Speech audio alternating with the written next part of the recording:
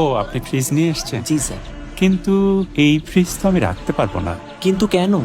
আসলে যিনি ডোনেট করছিলেন ওনার একটা সমস্যার কারণে এখন উনি টাকা দিতে পারবেন না। স্যার আমাকে কপালে আর ফ্রিজ নাই। স্যার, আপনি বরং এই ফ্রিজটা নিয়েই যান। এতগুলো বাচ্চার মনে কষ্ট দিয়ে এই ফ্রিজ আমি ফেরত নিতে পারবো না। কিন্তু টাকা? ওটা নিয়ে ভাববেন না, আমি দেখে নেব। জামান সাহেব, ফ্রিজটা ডেলিভারি হয়েছে? জি স্যার। পেমেন্টটা? স্যার, টাকাটা আমি খরচ করে ফেলেছি। মাসে মাসে আমার স্যালারি থেকে কেটে নিন প্লিজ। অফিসের টাকা আপনি ব্যক্তিগত কারণে খরচ করে ফেলেছেন, আপনার তো শাস্তি হবে। জামান সাহেব, জি স্যার। আপনাকে তো হেড অফিসে ডেকেছে, কালই ঢাকায় চলে যান। কেন স্যার? যে এই কাজ করেছেন, না ডেকে উপায় আছে? স্যার, আসতে পারি? ও, আপনি আসুন।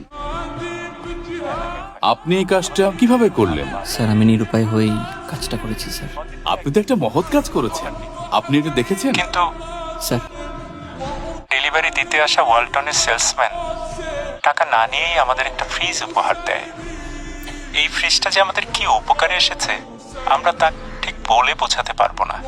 এবং আপনার এই মহৎ কাজের জন্য ওয়ালটন আপনাকে প্রমোশন ও ইনক্রিমেন্ট প্রদান করছে, এবং যে রেফ্রিজারেটরটি আপনি ওদেরকে দিয়ে এসেছেন সেটি ওয়ালটনের পক্ষ থেকে উপহার হিসেবে ওদেরকে দেওয়া হচ্ছে। We are really proud of you.